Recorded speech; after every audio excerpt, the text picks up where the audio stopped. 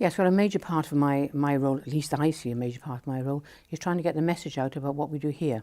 Because it's very important that people of Wales understand the work that is happening at the Assembly. But it makes it more difficult because television tends to be UK television, and they tend to report English matters as if they're the whole of UK.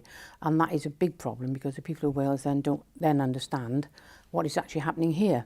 And also the UK media and some of the big Welsh media also don't report exactly what's happening here.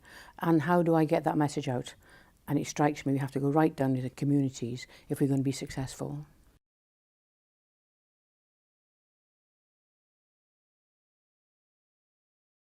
Well, first of all, I'm really looking forward to meeting them because they all seem so enthusiastic, which is really, really good. And I want to know what we can do for them, how we can get the message from here that they can use in a manner which is more suitable for their own particular locality. And it is very important that to get this message right down into those local communities. So it's not only what I can offer there, but what they can offer me. And I'm there to learn because I think that from what I can see, it looks as if the sky's the limit.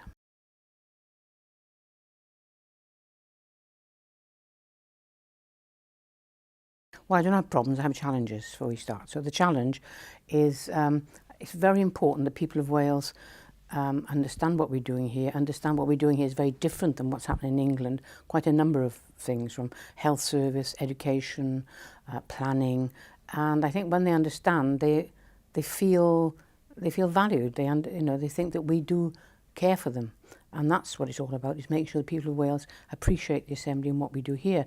We also need to know what they think so we can then put their ideas into the bills and the acts that we're passing here. So it's a two-way street.